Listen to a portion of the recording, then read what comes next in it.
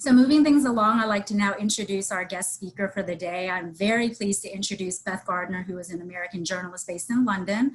Her work has appeared in publications including the New York Times, the Guardian, National Geographic, and the Wall Street Journal.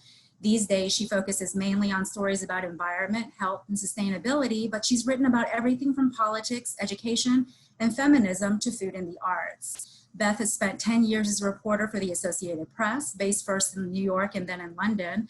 Beth has discussed her work on multiple news outlets and platforms, including NPR's All Things Considered, the BBC's World at One, MSNBC, Sky News, and Al Jazeera English. The Pulitzer Center on Crisis Reporting and the Society of Environmental Journalists both awarded grants to support Beth's 2019 work on Choked, which is her first book. Choked is the landmark book on one of the world's most urgent health threats, the dirty air that kills more people than AIDS, diabetes, and car accidents combined. Beth takes readers from the halls of power in Washington and the diesel-fogged London streets. She walks with her daughter to Poland's coal heartland and India's gas-spent capital.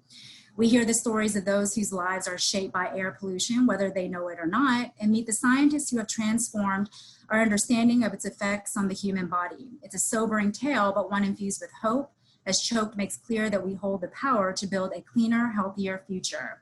For more information on Beth and her book, Choked, be sure to visit her website at bethgardner.com. Additionally, we're very fortunate to have an offer from Beth and her publisher, University of Chicago Press, who has provided a generous discount of 30% off her book today for all attendees via the University of Chicago Press website.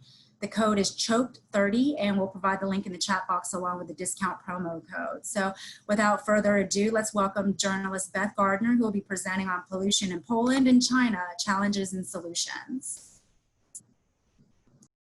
Great. Hi, everyone. It is such a pleasure to be here with all of you, and I just want to thank the Pulitzer Center and the Area Studies Centers at the University of Chicago for inviting me to be here with you today. As Connie said, it's a happy coincidence that my book happens to have been published by the University of Chicago Press. So I feel a special connection. Anyway, I am an environmental journalist. I am based in London. I've lived here for about 20 years. And I want to start by telling you a little bit about how I came to this issue, how I became interested in reporting on air pollution. It was a project that I spent about 4 or 5 years on altogether. And the reason why I start with a sort of personal story of my own experience is that I think it's a valuable way to sort of start understanding the power of air pollution and how profoundly it affects our health and our bodies, and how invisibly it affects us as well, because I think that that is a really important thing to sort of start understanding and teasing out. So I moved to London at the very beginning of 2001, and it happens to be a place with significantly worse pollution. In fact, all of Europe and the UK is quite a bit more polluted than the United States, which is something that really surprised me when I got here.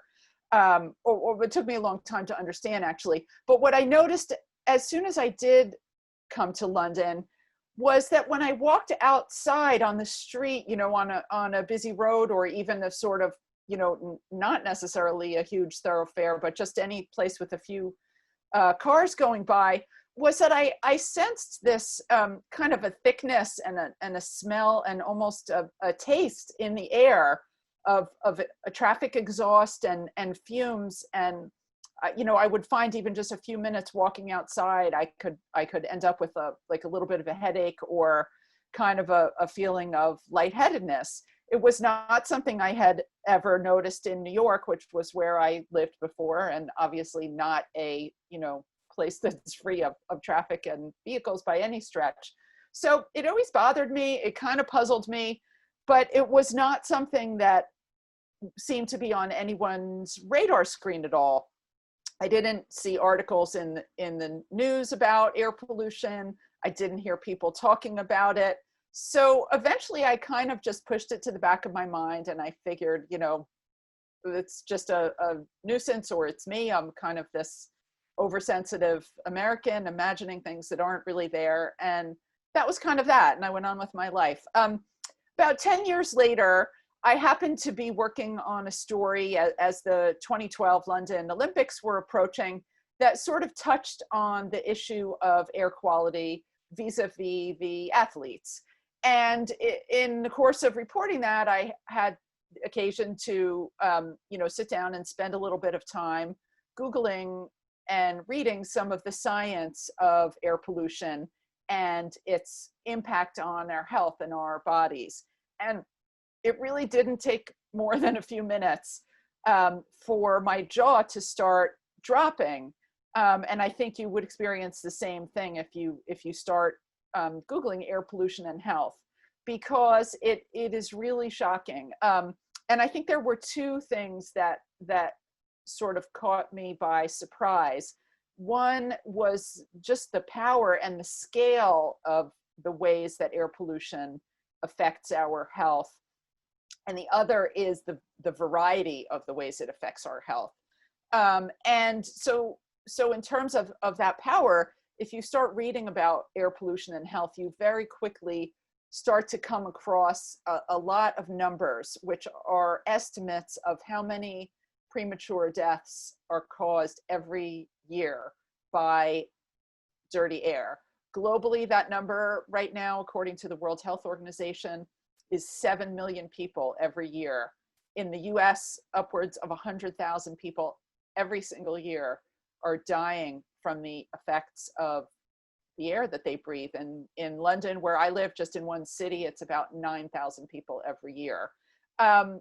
So that really kind of blew me away, because, this is not something we perceive. I certainly, as I said, was not hearing it in the news. I wasn't hearing people talking about it, but I didn't feel like I was aware of that in my own life either, right? None of us really could say, we know someone who died from air pollution, or if I have a heart attack tomorrow, I would not think, nor would probably any doctor be able to tell me, it's because you've been breathing air pollution for all these years. So that invisibility is an important thing here. But so the power of the impact of air pollution really shocked me.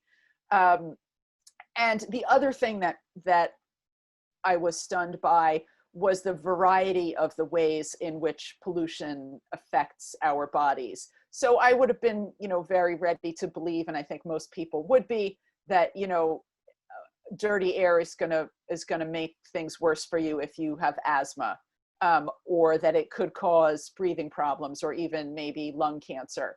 So, those things all certainly are true, but it actually goes so much further than that. Increased rates of air pollution are linked now by a very, very strong and really overwhelming body of scientific evidence to increases in everything from rates of heart attacks and strokes to dementia, Alzheimer's, Parkinson's, diabetes and obesity even now, premature birth, miscarriages, and the list just goes on and on and on of health problems that are, far from our lungs. So those things really shocked me as an individual, a person who lives in a pretty polluted city. I was concerned as a parent. I worried about my daughter and what impact this might have on her as her lungs are developing.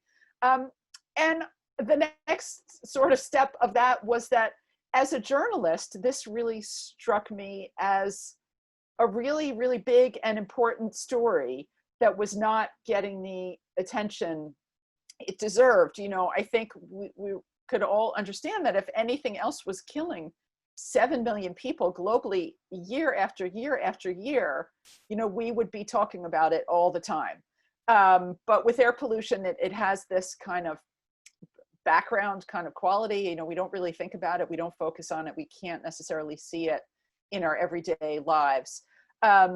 So I started to ask myself, as a journalist, as a writer, what can I do to help people to understand this and to understand what the science says so clearly, which is that this is really affecting our lives every single day, and it's affecting the lives of people all around the world. And the Pulitzer Center very generously supported my research in China and Poland. But this book really sort of became a journey that took me around the world. I have a chapter from London, sort of delving into some of the issues here, which are very much around diesel. I also went to India, which is the worst polluted country in the world, quite a lot worse than China, actually. Poland, which is a very, very coal dependent country, and they suffer the impacts there. And of course, I have several chapters from the United States, where it's sort of a mixed bag. Actually, the US, I was very surprised to learn as an American, we're not used to thinking of ourselves as being kind of out ahead of the curve and environmentally in any way. But in fact, when it comes to air pollution, and I'm speaking now historically over the past 50 years, not the past 3 or 4 years when we've been going backwards very quickly, as the Trump administration eviscerates the EPA and rips up so much of our regulation that has delivered success. But if you take a longer look back to 1970, when the Clean Air Act was passed, Fareed, we have a link to a story I did about that. I don't know if you want to post it. But because of that very powerful law and the pretty effective job that the Environmental Protection Agency has done in enforcing it, the United States is actually a global success story in air pollution. We still have a long way to go, as you will know from the figure that I cited earlier, 100,000 Americans dying every year from the effects of air pollution. But nonetheless, it is dramatically better than it was 40, 50, even 20, 30 years ago. And at the same time, I saw in 2 regions of the US I visited. I went to LA and I went to the San Joaquin Valley in Central California. And those were places to really see up close a very important dynamic that's really inherent to the air pollution story play out, which is the interconnections with inequality, both economic inequality and racism and racial injustice. Air pollution is a danger that affects everyone who breathes the air, but at the same time, it is, the way I put it in the book, this is a threat that affects some people more than others. And we can see very clearly, not just in the US, but around the world, that poor communities and communities of color are much more powerfully affected by this. So that's something that we can talk about a little bit later. And when I decided that I wanted to try to turn this into a book, I felt very strongly from the beginning, for the reasons that I've already set out, that air pollution was important enough to merit a book, but because of the impact that it has. But what I was unsure about was whether it could be interesting enough to be a book, because those are not the same thing. You couldn't travel around the world and write chapters from 10 different countries about kids having asthma attacks. Who would read that? It needs something more.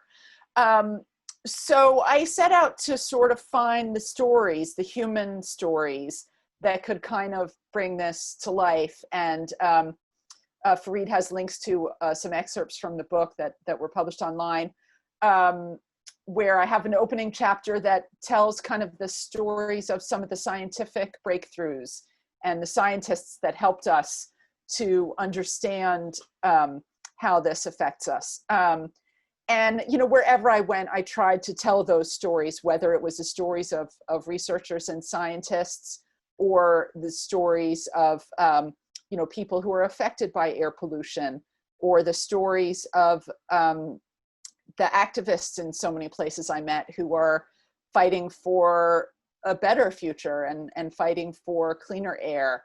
It's also stories of politicians. I have a whole chapter about the US Clean Air Act, which I really built around the friendship between 2 young lawyers who were advisors, staff lawyers to the Republicans and the Democrats, one each, on the Senate subcommittee that drafted the Clean Air Act back in 1970. So obviously you can't really write a book about air pollution without going to China, because that is very far now from being the worst polluted country in the world.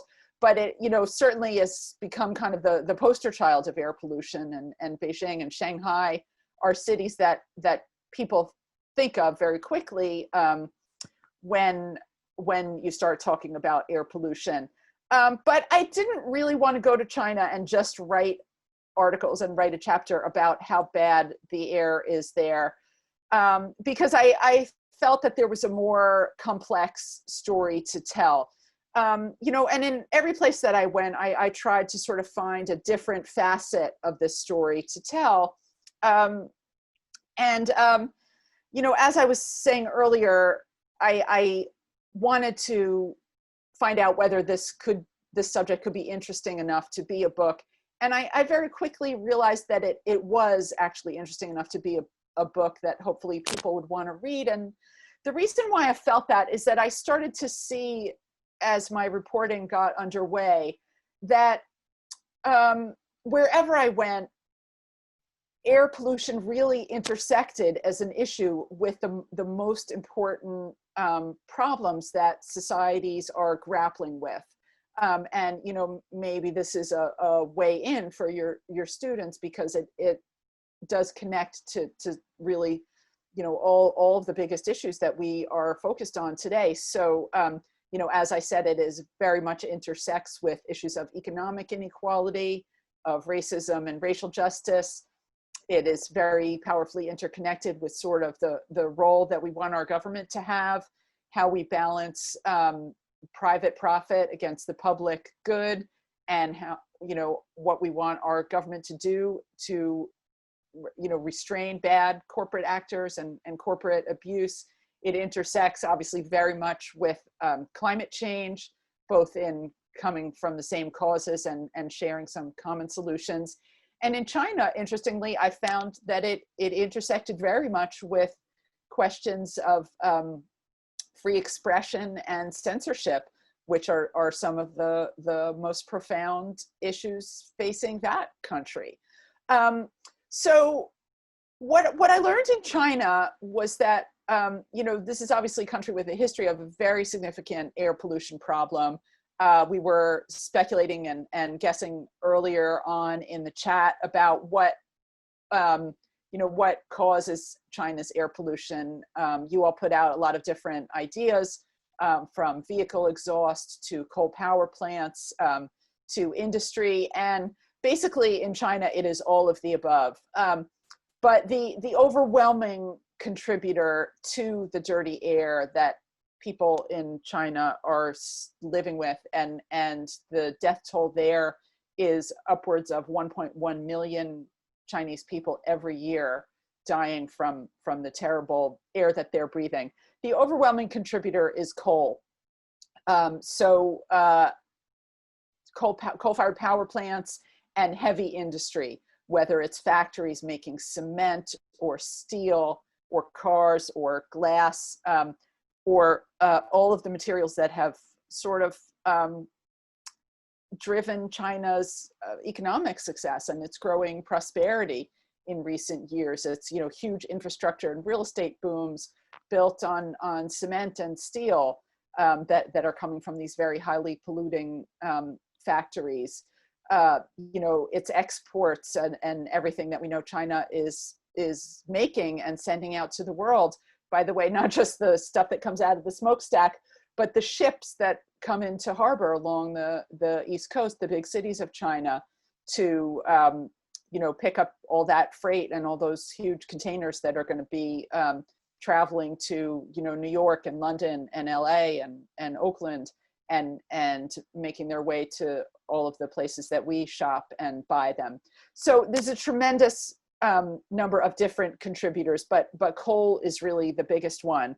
And this is where China's air pollution problem intersects with climate change, because China still consumes more than half the annual coal accounts for half the annual coal consumption in the world.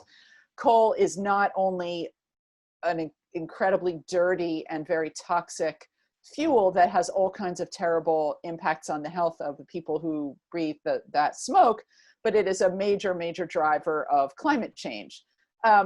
So what we have seen over the last 10 or so years is a real engagement by the Chinese government with the pollution crisis that they are facing, and sort of by extension with the global climate crisis. China is obviously not a democracy. There is not a direct effect of Chinese people getting concerned about an issue, voting in politicians who care about it and then getting a result. It doesn't work that way. But there is a way in which people sort of have their voices heard to some extent in China. And around 6 or 8 years ago, what started to happen was that people started to get angry and started to get concerned and started to understand the pollution problem that they were facing in a way that they hadn't before. So for many years, China's news stations would sort of report on it's bad weather today. Even people I spoke to and heard from who were, pretty now active on the issue of air pollution said that before, 2013 or so, they didn't even really understand that China had an air pollution problem.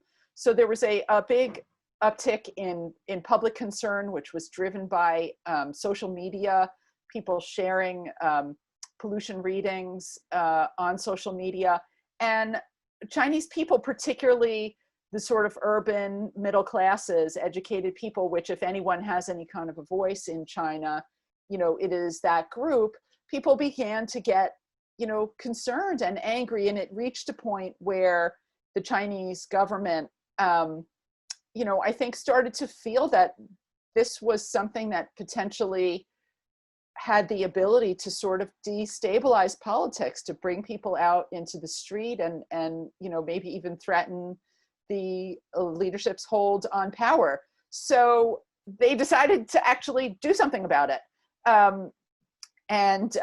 China and Chinese leaders responded by declaring what they called a war on pollution, and started including pollution targets in the 5-year plans that they used to drive their economy. And they started taking real steps to solve it. And a lot of this was sort of technical stuff to do with, requiring these big factories and pollution plants to install better scrubbers, better technology in their smokestacks. I took a train ride, one of the bullet trains from Beijing to Shanghai. And even now with the improvement, it's almost a dystopia of industrial dystopia of smokestacks just spewing smoke, and you kind of stew in the pollution that comes out. But nonetheless, it has improved significantly. In the past 10 years, they started requiring car manufacturers and fuel refiners, very boring things, but these technologies that those kinds of industries use, and the way that they treat the fuel and the kinds of engines that get sold, these things really have an impact on the quality of the air that people breathe. So with all of these sort of, slow, steady steps, Chinese air quality has improved to the point that, at least pre-pandemic, because there's some concern now that there's going to be a little bit of backsliding and approvals for new coal power plants coming through. But as of, pre-pandemic, at least, Beijing's air quality had improved, but the particle pollution there had come down 60% since 2010. So that is real progress, and it really very literally will save probably hundreds of thousands of people's lives every year, although most people will never realize it because, as I said, the dangers of air pollution are not sort of visible to the naked eye, and nor are the benefits that we reap when air gets cleaner, but they are nonetheless very real. So anyway, That's China. There's a lot more to say, but we can go a little bit deeper maybe in the Q&A afterward. And now I'll move on to Poland. The part of the air pollution story that I wanted to tell in Poland was about coal. It is one of the most coal-dependent countries in the world. Not just coal being used for power in power plants, but also people all across Poland burn coal at home in sort of furnaces or stoves for heat during the winter. And that is as bad as coal-fired power plants are for the climate and the air quality. Coal burned at home in these super low-tech stoves, and it tends to be like pretty cheap. You know, you get the dirtiest, cheapest quality of coal available to you if you're an individual rather than a power company buying coal. It's even more egregious. So the way I learned about the situation in Poland was actually through a more positive development, which was that a group of activists, it started with parents in the city of Krakow, had succeeded after several years of demonstrations in the streets and putting up posters and social media activism in getting the city government in Krakow to ban this home burning of coal. And I thought that was just really fascinating and a really interesting way in one of the most polluted countries in certainly Europe, but really the world, that there was this success story to tell. So that was 5 years ago. I went to Poland in 2015. And just this past winter, that ban actually took effect because they passed it with a lag time so people could get ready, switch over to other forms of home heating, whether it's gas or electricity. It was hung up in the courts for a while as well. But it took effect this year, the first such ban to be passed in Poland. Anyway, I met some of the activists who had been fighting for that change, and I met people who were living with this terrible pollution. Krakow is a beautiful city with a medieval, cathedral and square in the center, but the pollution is just awful, and it got even worse when I drove out of Krakow an hour or two to the west to Silesia, which is the coal heartland of Poland, both coal mining and coal power plants. And I saw there really some of the worst pollution that I saw. It's a combination of these people's home chimneys, coal burning at home, and the power plants and the mines and the industry. And it's just, really, really oppressive and choking. So, there's always a lot of really interesting sort of political and economic dynamics that are going on around this. Coal is sort of part of a certain cultural identity in Poland. People talk about it as it's kind of, I guess, sometimes sarcastically and sometimes seriously, they call it Polish gold. This is a fuel we have. They dig it out of mines right there. You don't have to be dependent on Russia and Putin for natural gas or anything like that. And there's a sense that it supports jobs and the economy, and kind of this is the fuel we have and the fuel we can afford. That photo I took at a lot right on the outskirts of Krakow. So if people drive there, their car gets weighed on the way in. This guy with the shovel was the owner. He fills up some bags of coal, you stick them in the trunk, and then you weigh the car again on the way out. And whatever the difference in weight is, that's how much coal you need to pay for. And people fill up their basements with it, and they burn it all winter. And the effects, well, you can feel it and taste it when you walk around Krakow and other cities. I tried to sort of examine some of those myths around coal, that it's necessary for the economy, that it's central to supporting jobs. And it turns out things are a lot more complicated than that. One woman I met said it pretty well. coal. People think that coal is cheap, but we actually pay a very high price for it in Poland. And, as I did in the other places I traveled, I really tried to sort of focus on the personal stories that coal lot owner, who you just saw in the photograph as I interviewed him, and he's a sort of character in that chapter. Because one thing that I learned, I guess, in transitioning from a career of focusing on article writing to a long form book writing is that, you need to work a lot harder as a writer to keep a reader interested and keep them turning pages for, hours rather than minutes if you're going to read a book. So that led me towards, a real focus on sort of drama, narrative, story, and kind of trying to find characters that people could care about and people could engage with. So, the coal lot owner was one, a miner that I met in Silesia in the industrial region of Poland was another, the activists in Krakow, to try to give readers, and the reason I'm sharing this is that maybe it's a way for students as well to understand that this really connects to us. It's not just an abstraction. So I just want to talk a little bit about climate change as well, because given that you all work with high schoolers, many of you, I think this is an issue, obviously, that young people around the world are becoming increasingly concerned and passionate and active about, which is wonderful to see. And I think that we are all understanding in more recent years how powerfully and how tangibly climate change affects us. And that is something that has shifted, I think, from even 5 years ago when it was sort of seen as this distant problem that, was about kind of polar bears and parts per million of carbon dioxide up in the atmosphere. So that is changing. I think we're all understanding now that climate change is not just about polar bears. It's about, hurricanes and wildfires and floods and droughts and heat waves.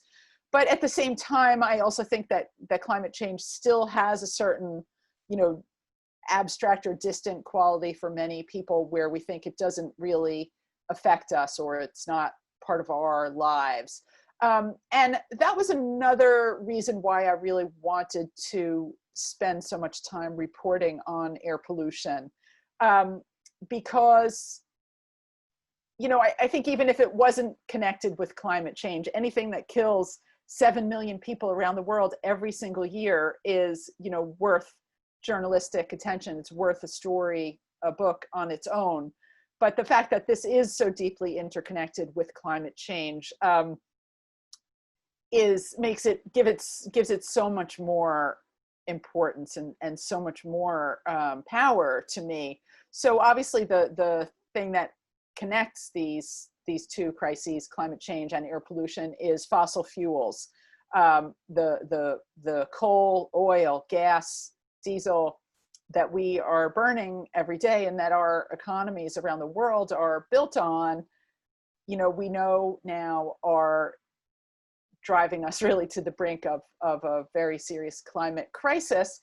But I think what is less understood is that those fuels in the air pollution that they create, those very same fuels are making people sick and are killing people right now. So that is sort of, I guess maybe sounds a little bit bleak, but I think that there's another side to it as well, which is that, we know for the sake of the climate that we need to get off fossil fuels. We have the technology, it is affordable now, wind and solar energy, electric cars are so much more, the technology is there, it's affordable. Solar power is 90% cheaper than it was 10 years ago. That's thanks in large part to China and their manufacturing muscle. They are very much doing the same thing now with electric vehicles. The Chinese government is throwing an absolute ton of money and market incentives at electric cars, and that was a way in which I saw,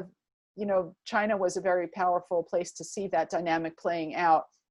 The concerns about health and the need to address air pollution because people were so angry about it, as I described a little bit earlier that I saw in Beijing and Shanghai, those steps that the government has been taking are also the exact same steps that are needed to confront the climate crisis and to really deal with the climate crisis. So China, you know, as I said, there may be some backsliding now with COVID. There's a concern that the Chinese government just wants to amp up construction, and they're going to build more coal power plants just to try to juice the economy.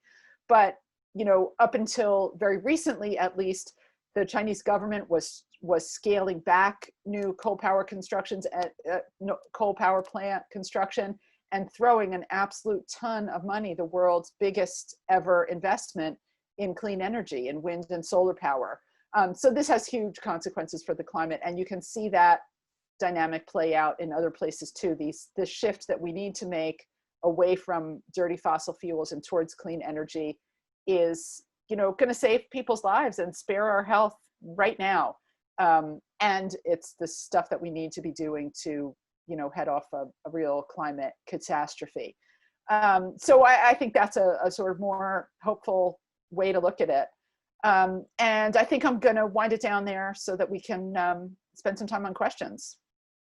And I'm just going to lean over to plug my computer in because I see the battery's getting low. Thank you so much, Beth, for your presentation. Yeah. We do have some really wonderful questions in our Q&A box. Attendees, please continue to submit your questions. We'll answer as many of them as we can. Great. We have a question here about the Olympics. What do you think the impact of the Chinese population seeing the clean air of Beijing during the Olympics have on making popular discontent? Yeah, that did have a significant impact, actually. And that is considered sort of one of the great kind of, not exactly natural, but natural experiments in what happens when you get cleaner air. Actually, incidentally, we are just coming off another one, which is lockdowns and how they impacted the air quality. But I think that moment was pretty significant in China because so what the Chinese government did, you know, they're very concerned about sort of international reputation, and they knew that the spotlight was coming with the Beijing Olympics, and they shut down industrial production in the industrial belts around Beijing for, you know, several weeks. They've actually done the same thing when they've had like big international political conferences, and they call it like blue sky days. They just shut down. So, you know, that's not really a good way to solve air pollution in the long term because you shut your economy down. But I think it really did show people that this is a choice. You know, we don't have to live with this air quality, this terrible pollution that we're living with. And I think that was part of what helped to spark this social media uprising. Another thing, interestingly, sort of inadvertently came from the United States, which is that the US Embassy in Beijing on Twitter had a regular feed where they were tweeting air pollution readings from their roof. They had an air quality monitor. This was at a time when good air quality data was not available to the Chinese public. The US Embassy was tweeting it for sort of, you know, Americans and other foreigners who lived there. You can't get onto Twitter in China. It's blocked by the internet censorship system, the firewall that they have. But people on Chinese social media platforms, WeChat and Weibo, started screenshotting these US Embassy pollution readings, which were, you know, proper readings, and they were posting them side by side with the official Chinese government data. And the Chinese government data would show, you know, air pollution's just fine today, and the US data would show like this is off the charts. So I think that combined with the Olympics experience helped people see not only that they had a serious problem that didn't have to be a problem, but that their government wasn't being honest with them about it. That's changed actually since then. That helped to spark the social media uprising and very quickly, which was so fascinating and surprising to me in a country that is rightly famous for its very, very strict control on information and sort of public speech. actually really rapidly ramped up a national system of air quality monitoring. And you can now get data, real-time data on your phone in China, not only to tell you what the air quality is right now, but like monitors that are right outside factories. And you can tell right now if that factory is exceeding the legal pollution limit that they're allowed to put out. And if they are, you can tag the local enforcement authority and report them in real time. So all over China. So I've never come across anything like that in the United States or Europe. So to see it in a country that is, so tightly protective of information, it was one of the ways to me that air pollution just intersects with, it's about so much more than pollution. It just gets right to the heart of some of the biggest questions in China right now. Thank you for sharing that. Could you comment on China building coal-fired power plants around the world? Yeah, so that's been a huge issue. And in fact, I told you that air pollution has improved a lot in Beijing over the last 6 or 8 years. But right, so at the same time, China has been ramping up this, they call it the Belt and Road Initiative, which is an enormous infrastructure building program that stretches all across Asia to Latin America and Africa. And I think we are seeing a danger now that China is going to be exporting pollution by building coal-fired power plants in in developing countries in Africa, Latin America, and elsewhere. So it is very far from being a really clear black and white story of, China recognized their pollution and climate problem and now they're solving it. It's a lot more complicated than that. And like I said, we're now seeing officials in some of the Chinese provinces start to greenlight new coal power plants in China as well. Not really because they even need the power, but just because they want the jobs from construction. So, it's a very complicated dynamic, but to me, that's what makes it so interesting. Do you, this is another great question from Ron. Why do you think that the deaths and diseases created by fossil fuels have not gained more attention on the media? People you mentioned too that, climate change is more than polar bears, but it seems that media coverage is less inclined to cover what is impacting, public health. Can you talk a little bit about that? Yeah, I think that's really so true. It's an important part to me of this story. So when you talk about air pollution, people talk a lot about this idea of invisibility. And I do think that's a significant part of the dynamic. And it's not just literally that you can't always see the pollution in the air. That is true. Sometimes we can't see these pollutants, but they are harming us. But I think there's also an invisibility to the link that connects cause and effect, right? So like I said before, no one really ever says, and maybe in, really terribly polluted places like Delhi, I have heard people say this, but generally speaking, in the developed world, you don't hear people say, my parent died because of air pollution, or, I had a stroke because of air pollution. We don't see that connection. And on an individual level, it's very hard to make it. No doctor could tell you that you got sick because of air pollution. Maybe it's because, you didn't go to the gym or you ate too much junk food or whatever. But we do know from a really enormous and very rigorous body of scientific evidence, like I said, that when on what they call a population level across a city or state or country, that when pollution goes up by this much, heart attacks go up by this much, strokes go up by this much, deaths go up by this much.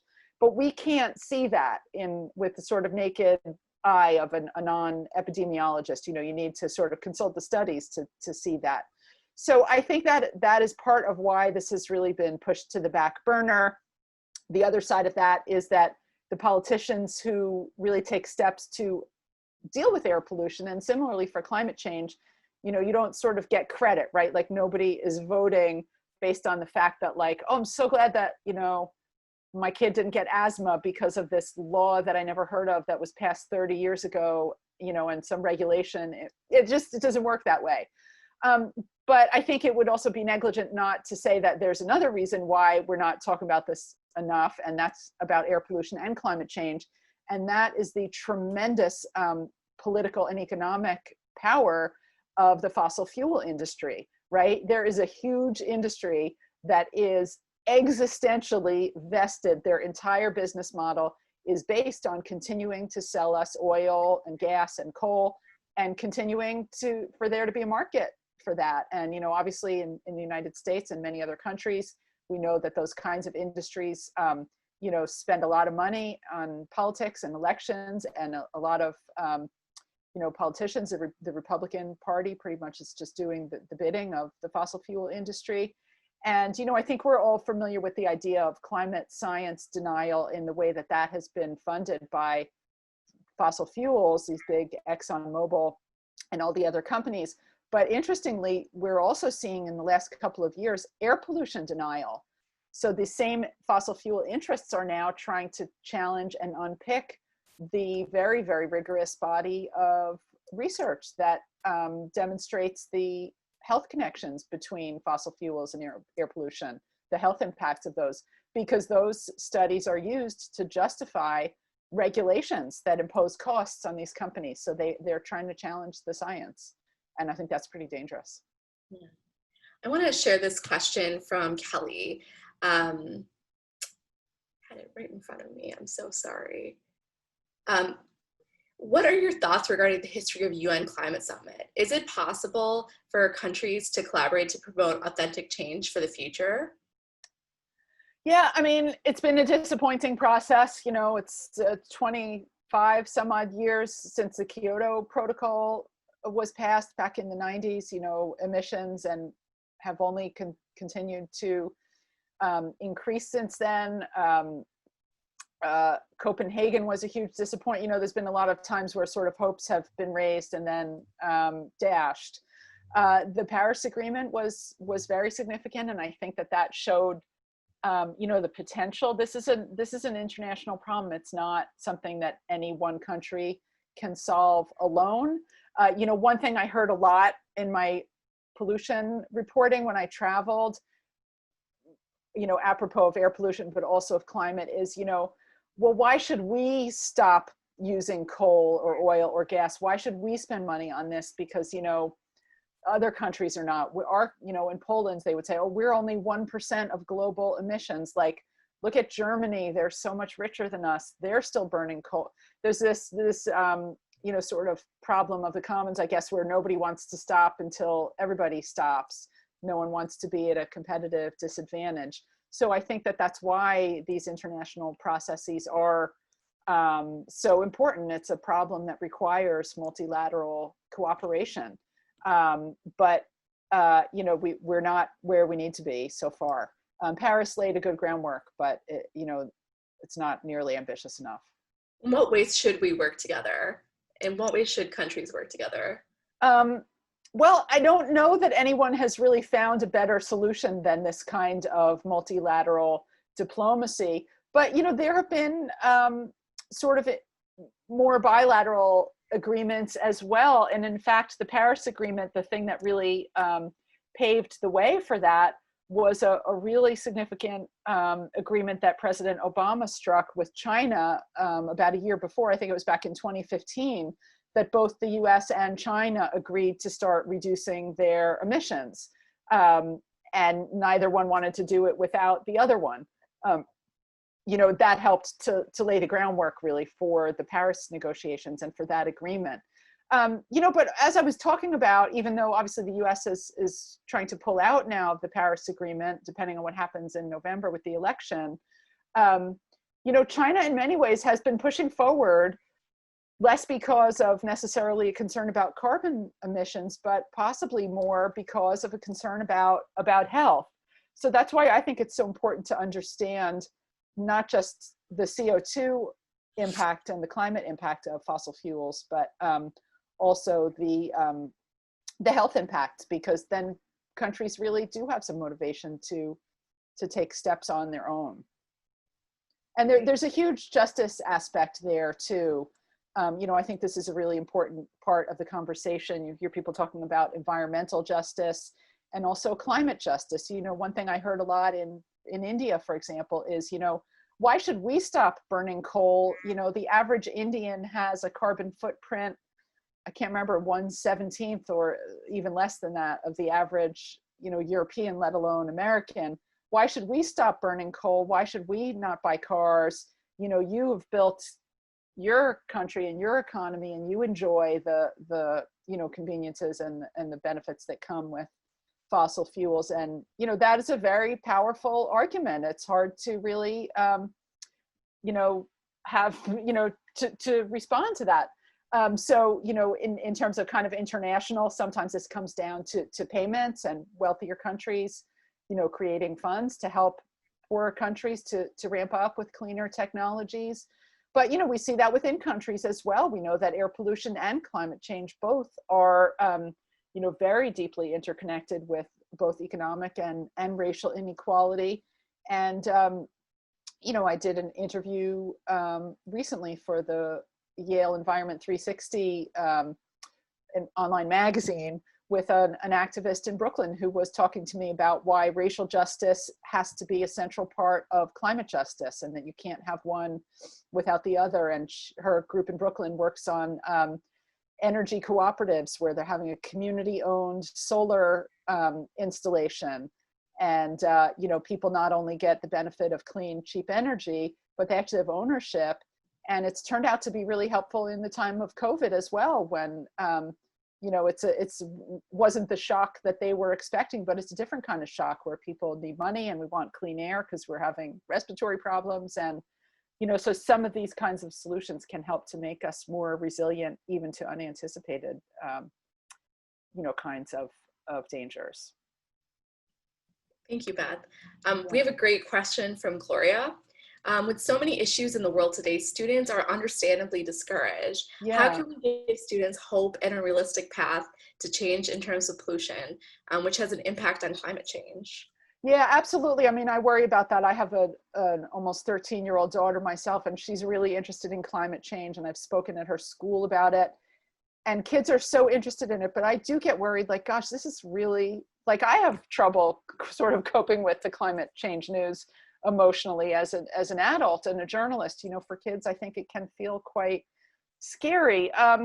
I guess that's another part of the reason why I really found air pollution to be such a compelling way into the climate issue, because actually air pollution, you can look around the world, and you can even look in the United States in our own recent history. We have made so much progress, and there are so many stories, success stories.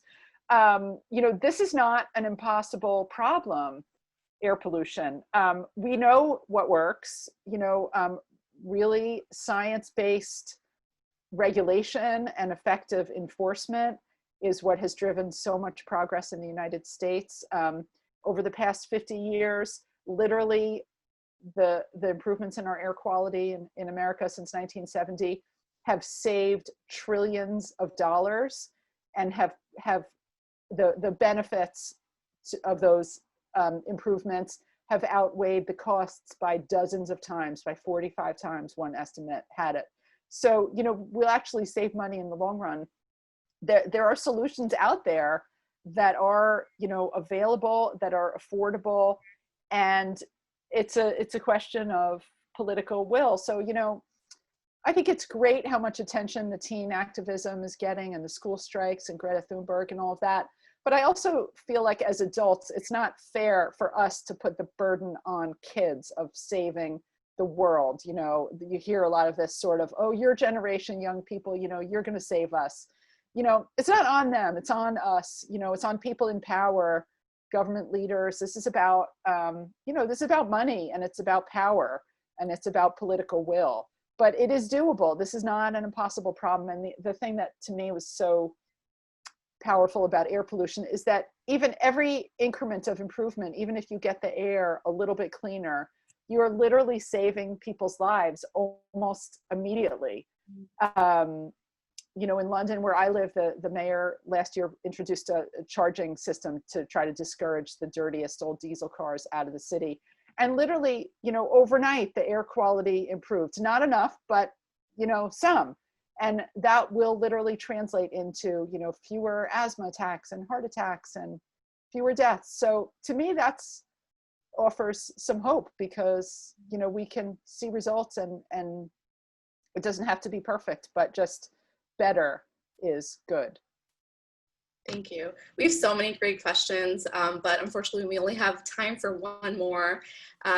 This question is from Bayang, who compliments you on your wonderful work and your amazing presentation. Thank you. What was the process for you to travel to different countries and find the moving stories of individuals? In places like China, did you encounter any reluctance to share your narrative and speak out? Plus, what was it like for you to be a storyteller of these stories? Thank you. Yeah, it was amazing to be a storyteller of these stories. And I mean, I interviewed more than, I can't remember now, but I counted them up when I was writing the acknowledgments section. I think like 300 people or something shared their time with me over the phone and in person, and I just felt so honored that those people were willing to share their experiences and their time and their stories and their expertise with me. It was a learning curve. It was a learning experience. I'm a freelance journalist, so I didn't have anybody paying the bills for me to be flying off to, China and India or wherever. So that's where the Pulitzer Center generosity, they covered my costs for China and Poland.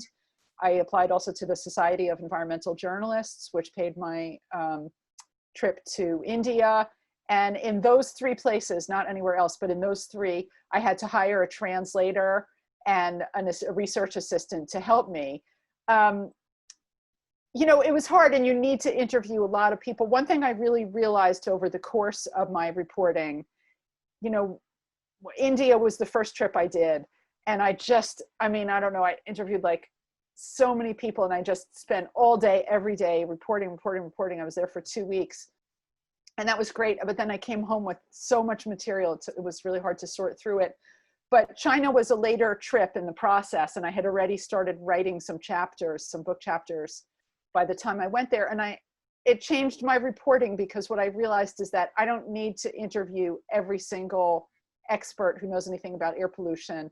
I need to find a few good characters and a few really good stories. And in China, I ended up framing that chapter around the story of a journalist named Chai Jing, who had made this documentary that went viral. It got like 60 million views on Chinese websites in like a week and a half, and then it was taken down and blocked by the Chinese government. It was a documentary about air pollution. And I kind of became a little bit obsessed with her. Like I really wanted to find her and interview her, but we couldn't find her. And no one I spoke to the people got very nervous when I brought it up. Air pollution experts and other people I met who were sort of in that field. Where's Chai Jing? How can I contact her? And that I sort of followed my own interest, right? Like I became fascinated and a little bit fixated on that. I really wanted to interview her. And then anyway, it kind of became part of the story that she's kind of disappeared. She's dropped off the map. There's this whole question around free expression, around air pollution. How much can you say? You can say so much, but she went a little too far. She crossed some kind of line. So I never found her, but I built the chapter around her story and kind of searching for her. So in some ways, I think if you follow your own sort of fascination like that, who were the characters that really spoke to me and that would help me tell a part of the story that was important to tell, whether that was a scientist or an activist or whatever. I had so much material from all this reporting, I would sort of sift through and find the people who really, the Mexican-American activist in LA who just like I spent this like amazing day with, where he drove me around his area of Long Beach where he lives and saw the container ports and all the oil refineries. The stories that really spoke to me were the stories that I hoped would speak to readers as well. So I just tried to tell them as best I could. Thank you. That's a great tip. Following your fascination makes it so exciting. Thank you for sharing. I want to thank you so much, Beth, for your incredible presentation. Please join me in the chat in thanking her. We are going to talk a little bit about how we can bring this reporting into our classroom. So I'm going to share my screen, but in the meantime, let's thank Beth in the chat box. And I want to thank you all so much too. It's really been a pleasure, and thank you for the great questions and for your interest.